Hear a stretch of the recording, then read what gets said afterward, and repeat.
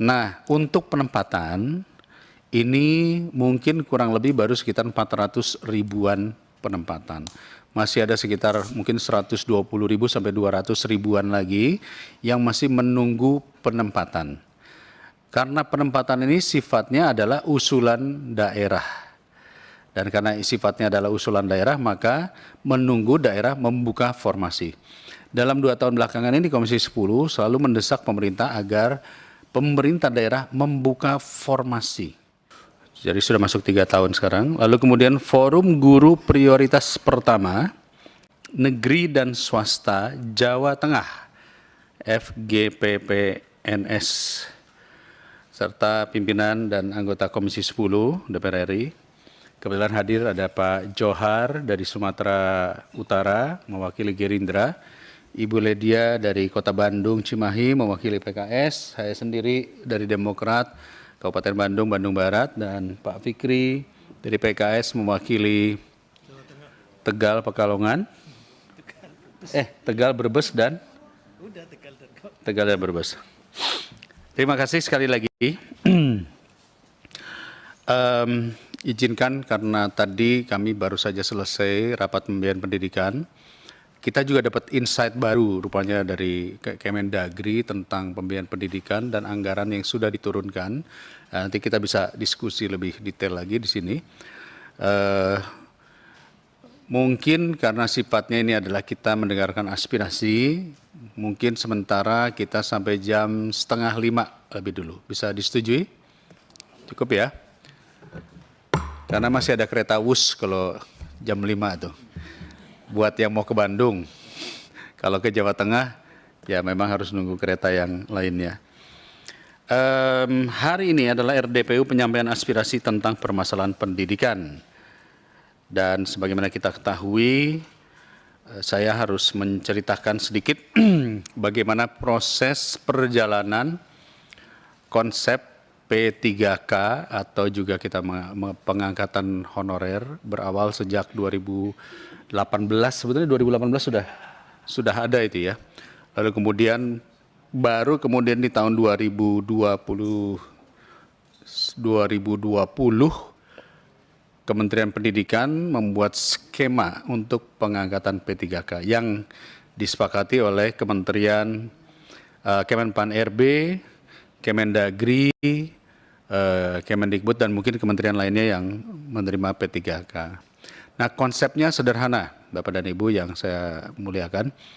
Intinya adalah kami melihat jumlah kebutuhan pendidik, ya, termasuk juga tenaga pendidikan. Maka ketahuanlah jumlah yang dibutuhkan. Dari jumlah tersebut, salah satu yang menjadi concern kita di Komisi 10 adalah masih banyak kawan-kawan honorer yang berpendapatan jauh di bawah UMR.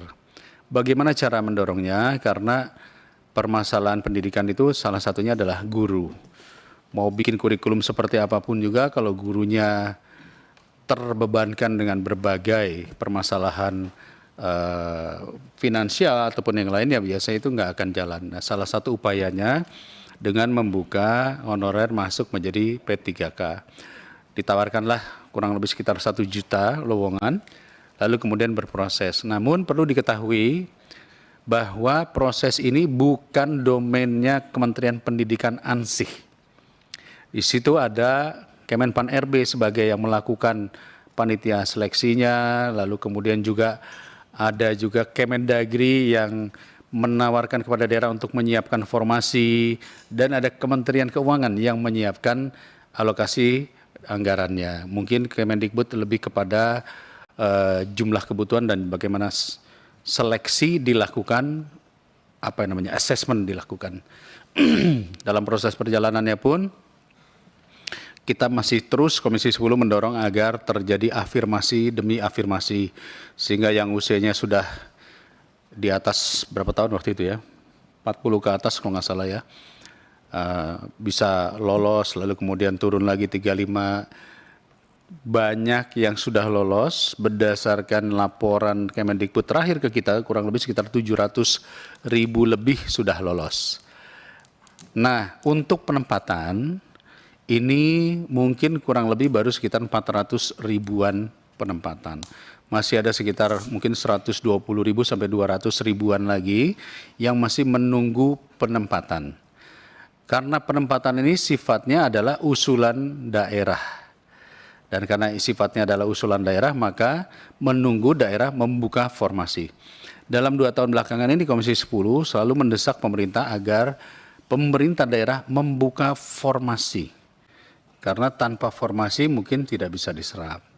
Ditambah lagi juga kami menerima banyak sekali laporan-laporan dari guru-guru yang berasal dari sekolah swasta. Yang kemudian akhirnya setelah lolos harus ditaruh di negeri.